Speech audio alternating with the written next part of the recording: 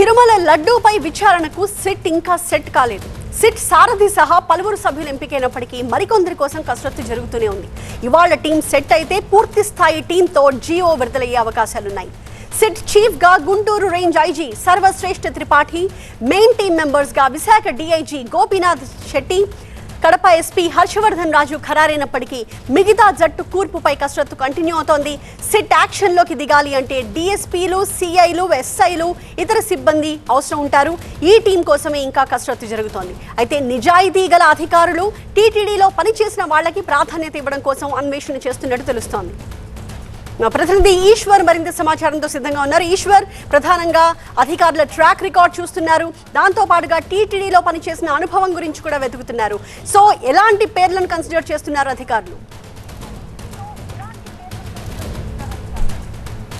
సిట్కు సంబంధించి ఇప్పటికే సిట్ చీఫ్ని నియమించింది. సిట్ చీఫ్ని అఫీషియల్గా ఇంకా అనౌన్స్ చేయలేదు, కానీ అతనికి బాధ్యతల్ని గుంటూరు రేంజ్ ఐజీగా ఉన్న త్రిపాఠికి ఆ బాధ్యతలను అప్పగించింది. ఆ మేరకు మిగతా ఇద్దరు సిట్ బృందంలో ఉండడానికి ఒక డిఐజీని, ఒక ఎస్పీ ర్యాంక్ అధికారి, ఇద్దరు గతంలో డిఐజీ గోపీనాథ్ జెట్టి ఎవరైతే ఉన్నారో ఇప్పుడు ప్రజెంట్ వైజాగ్ రేంజ్ డిఐజీగా ఉన్నారో ఆయన గతంలో తిరుపతి విజిలెన్స్ అండ్ సెక్యూరిటీ చీఫ్గా పనిచేశారు.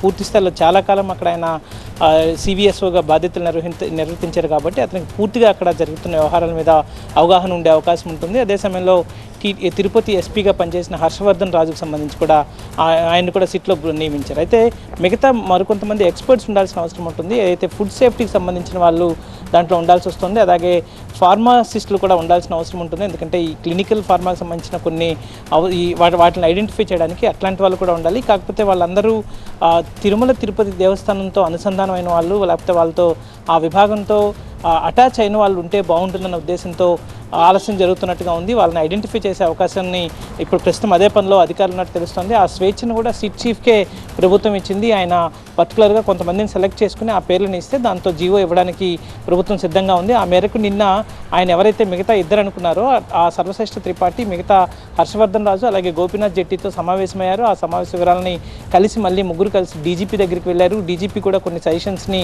వాళ్ళకి ఇచ్చారు. అయితే ఇదే సమయంలో వాళ్ళు కలిసిన తర్వాతే తిరుపతిలో కూడా కేసు లాడ్జ్ చేయడం జరిగింది. ఏఆర్ డైరీ మీద, ఏఆర్ డైరీకి సంబంధించి అడల్ట్రేషన్ ఘీ వాళ్ళు సప్లై చేసినట్టుగా తిరుపతి అర్బన్ పోలీస్ స్టేషన్లో కేసుని టీటీడీ ఇవ్వడం జరిగింది. ఆ మేరకు కేసు కూడా రిజిస్టర్ అయింది. ఆ టీటీడీ నమోదు చేసిన కేసు మీదే సిట్ ఉండబోతోంది. సో దానికి సంబంధించి ప్రిలిమినరీగా సిట్ వర్క్ చేయడానికి, సిట్ ఏదైతే ఎగ్జిక్యూట్ అవ్వడానికి ముందు జరగాల్సిన ప్రిలిమినరీ వర్క్ అంతా ప్రస్తుతం జరుగుతుంది అనుకోవచ్చు. అందులో భాగంగానే నిన్న తిరుపతిలో కేసు రిజిస్టర్ చేశారని మనం స్పష్టంగా అర్థం చేసుకోవాల్సిన పరిస్థితి.